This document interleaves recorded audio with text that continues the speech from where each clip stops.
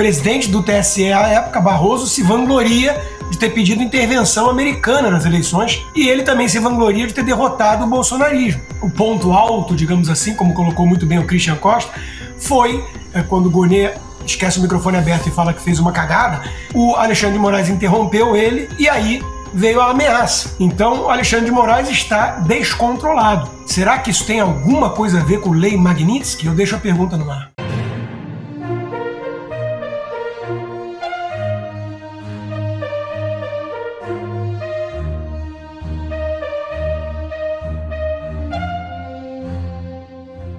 Urgente, Moraes ameaça prender Aldo Rebelo por desacato em depoimento. Isso mesmo. O ministro Alexandre de Moraes do Supremo Tribunal Federal repreendeu o ex-ministro e ex-presidente da Câmara, Aldo Rebelo, nesta sexta-feira, durante o depoimento dele na ação que investiga uma suposta trama golpista. Rebelo depõe na condição de testemunha de defesa no caso. Durante a oitiva, ele foi questionado se o ex-comandante da Marinha, almirante Almir Garner, teria colocado tropas à disposição do presidente da República. Na época, o ex-presidente Jair Bolsonaro. O ex-ministro afirmou que é preciso considerar o que significa uma força de expressão na língua portuguesa. A resposta irritou Moraes, que perguntou se Aldo Rebelo estava na reunião. Ele respondeu que não. Então Moraes disse que ele então não poderia opinar sobre a mesma. E disse que se ele não atesse ao que foi lhe perguntado, sua prisão seria decretada por desacato. Ainda no mesmo julgamento, Gonê esqueceu o microfone aberto e disse ter feito cagada em depoimento de Aldo Rebelo. É isso mesmo. Na oitiva, Gonê fez uma pergunta ao ex-ministro da Defesa Aldo Rebelo, na qual interpelou se sem o exército a Marinha conseguiria dar um golpe de Estado. Gonê então foi interrompido pelo advogado Demóstenes Torres, que representa o almirante Almir Garner, réu no STF. A defesa disse ao ministro que se ela não poderia fazer afirmações ou pedir opiniões, então Gonê, como acusador, também não poderia. O juiz do STF pediu então a Gonê que refizesse a pergunta. O PGR, no momento, estava em videoconferência com o microfone aberto e vazou o trecho da conversa onde ele diz: "Fiz cagada agora". A pergunta que fica é, sobre qual delas ele estaria falando? E o comandante da Marinha negou ter recebido ordem para impedir posse de Lula. Isso mesmo. Ainda nesse julgamento, o comandante da Marinha, Marcos Sampaio Olsen, refutou alegações de que havia recebido instruções para barrar a posse de Lula. Olsen foi convocado para testemunhar a favor do almirante Almir Garner e disse não ter recebido qualquer coordenação nesse sentido. Olsen disse que jamais tratou sobre tanques na rua para golpe. Em momento algum houve mobilização, ordem ou planejamento para o emprego de veículos blindados para fins que impedissem ou restringissem o exercício dos poderes constitucionais. O que vem se evidenciando cada vez mais é que não houve golpe coisa nenhuma. Bom, deixa eu repercutir aqui um pouco do que trouxe o Christian Costa. Consta, começando com você, desse resumo de mais um dia de depoimentos. Lembrando que começou aí na própria segunda-feira, são 82 nomes aí até o dia 2 de junho, né, de coleta de depoimentos. Freire Gomes falou, também Batista Júnior, hoje Hamilton Mourão. Consta, mas todos vão muito na direção de que não houve tentativa de golpe algum, e muitos vão se contradizendo ali, contradizendo a versão apresentada pelo relatório da Polícia Federal e também pela denúncia apresentada pelo PGR Paulo Gonê. É simples, né, a razão, porque não houve tentativa de golpe, muito menos golpe armado, né? E é ridículo tentar associar isso ao 8 de janeiro, que o Alexandre Garcia explicou de forma brilhante, é uma catarse coletiva. As pessoas estavam desesperadas com a volta do ladrão à cena do crime, como diria seu vice. Acham muitos que não foi uma eleição justa, limpa, e não vou nem falar do assunto que virou tabu, que são as urnas eletrônicas que o PT não usa nas suas eleições internas, porque não precisa nem chegar lá. Basta pensar que o presidente do TSE à época, Barroso, se vangloria de ter pedido intervenção americana nas eleições para ameaçar militares e tudo, e ele também se vangloria de ter derrotado o bolsonarismo. Então eram juízes totalmente partidários, não eram nem torcedores, eram jogadores de um dos times, e por isso que a gente fala do consórcio. Então é ridícula a tese de tentativa de golpe, não se sustenta. O Bolsonaro imediatamente montou a equipe de transição, deu o comando das Forças Armadas antes de sair para a turma do PT. Quem é que vai dar um golpe e faz isso? Então é tudo ridículo. Agora, eu acho que o ponto alto, digamos assim, como colocou muito bem o Christian Costa, foi essa troca de mensagens do Alexandre de Moraes com o Aldo Rebelo. O Aldo Rebelo explicava que existe figura de linguagem, né? Aliás, quando o Gonê esquece o microfone aberto e fala que fez uma cagada, a verdadeira cagada foi quando ele mandou a denúncia, que é uma denúncia desprovida de fundamento, né, e base. Ele não quer dizer que ele literalmente se sujou ali, né? Então, o Aldo Rebelo estava indo por essa linha, o Alexandre de Moraes interrompeu ele, ele falou que tem direito à opinião dele sobre a língua e tudo, e aí veio a ameaça, né? Uma ameaça totalmente descabida, na minha opinião, e de muitos juristas, porque ele era uma testemunha. Então, o Alexandre de Moraes está descontrolado. Será que isso tem alguma coisa a ver com Lei Magnitsky? Eu deixo a pergunta no ar. E na última quarta-feira, o secretário de Estado norte-americano, Marco Rubio, afirmou que os Estados Unidos consideram impor sanções ao ministro Alexandre de Moraes do Supremo Tribunal Federal. A possibilidade foi levantada durante uma audiência no Congresso, quando Rubio foi questionado por um deputado americano se o governo Trump cogitava aplicar medidas contra o magistrado brasileiro.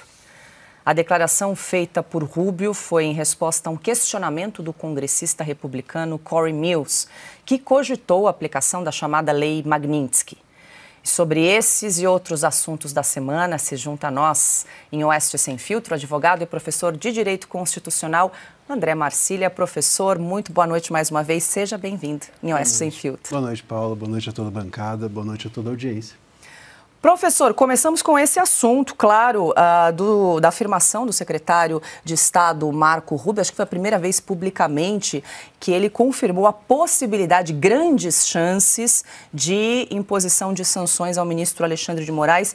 Na sequência, também veio uma publicação dizendo que seria possível, inclusive, estender essas punições, essas penalidades também a outros ministros do Supremo e as suas mulheres, cônjuges, que têm escritórios de advocacia e com ações tramitando no Supremo Tribunal Federal. Gostaria muito de ouvi-lo a esse respeito, se essas punições realmente são possíveis, e inclusive com a extensão, né, dessas penalidades para cônjuges de ministros do Supremo. Boa noite. Boa noite, perfeito. Vamos dar um apanhado geral sobre como é que funciona essa lei Magnitsky, que a gente estava aqui até brincando, é o mais difícil de aplicar a lei, é falar o nome dela, que já é um tanto complicado. Mas como é que funciona? Bom, é uma lei que visa punir ou sancionar estrangeiros, ou seja, quem não é dos Estados Unidos, por violações a direitos humanos. E aí a gente aqui tem no ministro Moraes o objeto perfeito para isso, porque liberdade de expressão é um direito humano. E isso tem acontecido, é bom que se diga, porque muita gente está dizendo assim, mas isso é sob encomenda por conta da questão do golpe, do inquérito do golpe, etc. O Eduardo Bolsonaro foi lá fazer isso, essa costura. Veja, desde 2019 nós estamos aqui no Brasil sofrendo violações à liberdade de expressão e aos direitos humanos. Eu, inclusive, como primeiro advogado dos inquéritos das fake news, posso te dizer que até hoje não tive acesso aos autos. Até hoje, o Mário Sabino, fundador da Cruzoé, e a Cruzoé estão dentro dos inquéritos e não se sabe por quê. Então, se isso não é violação à liberdade de expressão, a direitos humanos, eu não sei o que é. Nós temos aqui o Consta, inclusive, que é outro que tem sido vítima disso desde muito tempo nas suas redes sociais, na sua liberdade de expressão. Então, os exemplos são diversos. Não é agora. O ministro Moraes seria punido pelo combo, pelo conjunto da sua obra que tem feito desde 2019. Está aqui nos inquéritos diversos que hoje estão no STF. O que pode acontecer com ele? Pode acontecer dele ser atingido na sua vida financeira, dele não poder entrar nos Estados Unidos e não só, mas ele não poderia ter. Isso são sanções que podem vir em camadas, não necessariamente todas virão, mas não necessariamente apenas uma virá. Então ele pode ter a sua vida, por exemplo, financeira fora prejudicada, mas a sua vida financeira no Brasil também, com a impossibilidade que use cartões de crédito de bandeiras de bancos norte-americanos e até mesmo de bancos brasileiros que têm operação fora do Brasil. E também os seus familiares podem ser atingidos, porque a lei pune quem se beneficia da violação. Então, se os familiares do ministro Moraes ou de outros ministros que têm escritórios de advocacia que se beneficiaram dessas violações, eles também podem ser punidos. Assessores que trabalham com o ministro Moraes ou que trabalharam com o ministro Moraes diretamente nessas violações podem ser punidos. Aliás, vale aqui a gente fazer o registro de que há alguns meses houve uma debandada de assessores do gabinete do ministro Moraes. Será que já não era até mesmo antevendo a possibilidade de que fossem punidos? Então, isso pode acontecer. E vale dizer que isso não tem nada a ver com ataque à soberania, como disse a OAB, como disse o próprio governo.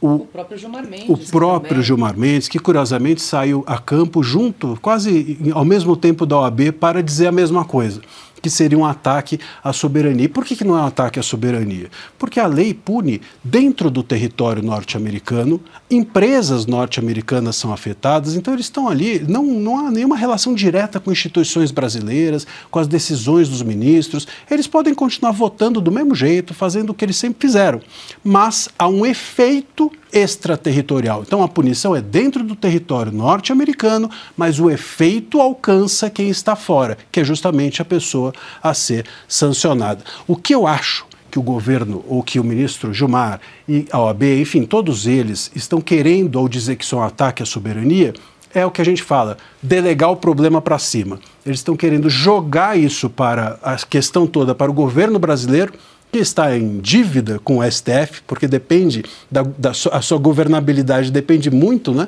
do STF. Então, jogando para o governo e dizendo é um ataque à soberania, fala assim, governo, Itamaraty, resolvam vocês, diretamente com o Trump, o nosso problema. E com isso, talvez criar um impasse diplomático que faça com que os Estados Unidos recuem. E parece que é essa a estratégia.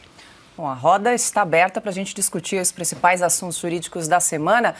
Marina Helena, seu parceiro aqui de Oeste com ela. É um prazer. Falaram pra gente afastar aqui. Me sentir na escola. Assim. Vamos ficar pertinho, ficar pertinho. Não, a gente colocou vocês dois juntos aí hoje, especialmente. Eu queria que você falasse um pouco mais dessa questão desse... É impressionante hoje, né? Primeiro, o Lula dizendo, recorrendo ao Itamaraty. A gente viu todos os lados, né? Ele pedindo pro Itamaraty uma resposta enérgica. Aí a gente vê o tweet do Gilmar Mendes, aí a gente vê a carta da OAB, aí a gente vê logo na sequência também o líder da oposição pedindo a prisão de Eduardo Bolsonaro. Pareceu um movimento super coordenado, né? Impressionante. Isso mostra que eles já estavam esperando isso há algum tempo. Eu até mencionei a debandada do gabinete do ministro Moraes e, de fato, isso não é algo novo. Os Estados Unidos, de alguma forma geral, têm falado sobre essas sanções há muito tempo, inclusive desde o início do governo Trump, e isso está na pauta. Então não é uma surpresa também para o Brasil, se lá eles se preparam, aqui também o nosso governo se prepara. E essa deve ser a estratégia, tentar subir mesmo para o governo, tentar solucionar isso, criar um impasse diplomático. Eu acho que esse é o ponto. Eu acho que eles talvez acreditem que se houver uma briga entre países diplomática, os Estados Unidos não banquem, não truquem, né? Não deem uma segunda carta. Agora, isso mostra como é absurdo a postura da nossa Suprema Corte e do nosso governo. Quer dizer, em momento algum passa pela cabeça deles recuar. Em momento algum passa pela cabeça deles dar um passo atrás.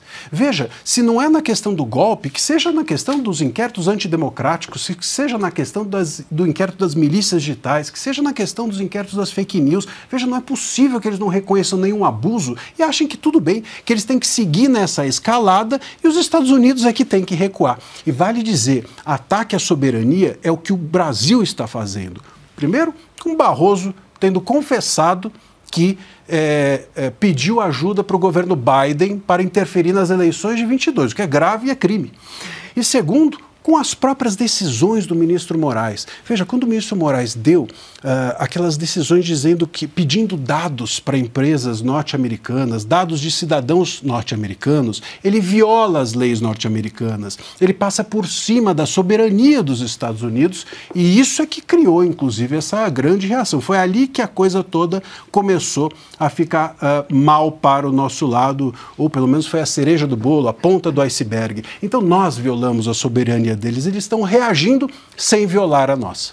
Deixa eu incluir os meus parceiros aqui de telão também nessa conversa. Rodrigo Constantino, claro que foi censurado, ele que é um cidadão americano e teve as suas redes sociais censuradas, com certeza esse é um caso, né, onde há violação explícita, objetiva da legislação americana. E meu caso está nas mãos da equipe que está analisando, né? Eu sou um cidadão americano. Na decisão do Moraes de tirar meu passaporte, me colocar sob censura e congelar minhas contas bancárias, há lá uma punição muito grande para as plataformas, para as redes sociais que não me banirem. E entre essas plataformas, corre em sigilo meu inquérito até hoje, né? Mas entre essas plataformas eu posso afirmar que está lá o Patreon. O Patreon é uma empresa americana, eu sou um cliente da empresa americano e quem quer ser meu patrono, como eu chamo, coloca cartão de crédito internacional no Patreon. O que isso tem a ver com o Brasil? Mas o Alexandre de Moraes, que acha que a jurisdição dele é planetária, ele pediu que o Patreon me banisse. Então esse tipo de coisa está lá sendo avaliada. Muito boa noite, Marcília. Eu quero perguntar o seguinte, o Magnitsky Act começou com Obama por conta lá do advogado que acabou morrendo nas masmorras do Putin, mas em 2016 virou o Global Magnitsky Act. Desde então, lá se vão 9 anos, foram 650 pessoas, né, sancionadas. Isso dá uma média de 70, 72 pessoas por ano, ou seja, eles não abusam disso. É para juiz cubano que persegue vítimas inocentes, é para cúmplices do Maduro ou do Putin que atropelam direitos humanos. E está com uma grande chance de chegar isso a ministros do Supremo e seus cônjuges. A pergunta que eu lhe faço, você acha, porque no momento eles estão reagindo, dobrando a aposta e ninguém solta a mão de ninguém, você acha que quando houver mesmo uma sanção, assumindo que vai vir, pelo menos para o Alexandre, você acha que eles mudam de postura? Porque eu fico pensando num Barroso, imaginando que não vai poder mais vir para os Estados Unidos. Ele adora isso aqui, ele tinha apartamento em Key Biscayne, o filho dele trabalha aqui em Miami. Quer dizer, você acha que eles estão pagando para ver como se fosse um bluff? E se acontecer, vai ter uma mudança de postura no Brasil? Ou nem assim? A gente vai continuar dobrando a aposta e virar Venezuela? Olha, Consta, essa é uma boa pergunta e eu acho que vai depender muito de qual é a sanção, qual é a punição. Se ela entrar nesses meandros de uma punição, vamos dizer assim, mais severa, de atingir a vida financeira do ministro ou dos seus, aqui no Brasil, ou até mesmo atingir os seus familiares, escritórios de advocacia, isso pode ter um efeito, acho que de duas mãos. Tanto pode fazer com que as pessoas se assustem e recuem, como aconteceu talvez com o gabinete do ministro Moraes, que houve uma debandada, talvez pessoas que não topassem correr esse risco, como pode fazer também com que haja uma espécie de união ainda maior, sobretudo de setores da advocacia, que a gente tem assistido diariamente se colocar de forma submetida, infelizmente, à Suprema Corte e, enfim, já se manifestaram como uma nota que a gente mencionou aqui da OAB. Então, se houver sobretudo essa alcance a escritórios de advocacia, talvez isso possa gerar uma união. Mas eu participei de alguns debates, etc., e o que eu ouço de pessoas que têm ligação com o governo é de que o Moraes não vai recuar. Ao contrário, que a sanção vai servir como um elemento de jogar gasolina na fogueira, que vai apressar os julgamentos do inquérito do golpe, que vai fazer com que ele se torne talvez até mais agressivo ou severo. Então, e mesmo essa postura de buscar o governo para criar um impasse diplomático, enfim, eles não, nenhum gesto até agora é o de recuo, nenhum, né? Então, se não for algo que os assuste muito, me parece que não haverá nenhuma volta atrás. Eles não voltaram atrás até hoje, em momento algum. Vamos nos lembrar disso. Desde 2019, muitas vezes aconteceu uma outra decisão que a gente fala assim, opa, agora eles recuam, opa, agora vai haver uma abertura, né? Em nenhum momento isso foi real. Todas as vezes nós nos iludimos, caímos como patinhos, digamos assim. Então, eu não creio que será tão fácil fazer a nossa corte recuar. E, Constão, você me fez lembrar uma questão interessante. Eles dizem, né, que sancionar uma pessoa fora do país seria um atentado à soberania. Bom, mas e investigar o Musk, como o Moraes faz aqui? Aí não é, aí é tranquilo. O Musk está dentro dos inquéritos das milícias digitais e o Musk, inclusive, é um membro do governo norte-americano. Pedir para o ditador chinês também enviar um representante, para fiscalizar as nossas redes sociais.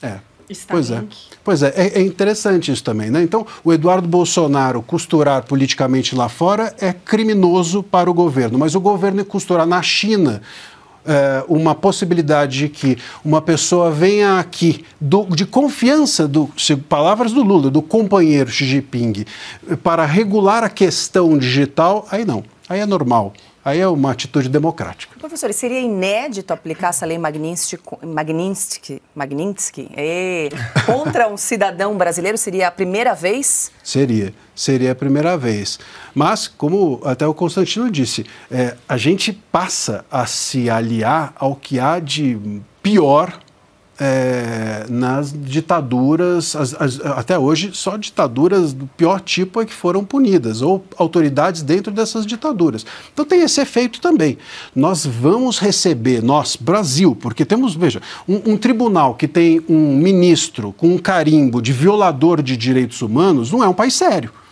E que esse ministro continua com apoio popular, apoio da mídia, apoio da advocacia. Veja, como é que um país desse pode ser sério para investimentos estrangeiros, como é que pode ser sério para haver segurança jurídica aqui. Então, claro que isso nos prejudica a todos e a gente passa a receber um carimbo internacional de pária. Mas, por outro lado, ganhamos os olhos, a atenção de todo o mundo para o case de caos jurídico que vivemos aqui e talvez isso possa ser também uma porta de saída.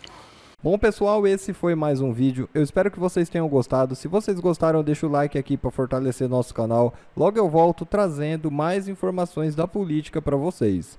Um forte abraço, fiquem todos com Deus e até a próxima.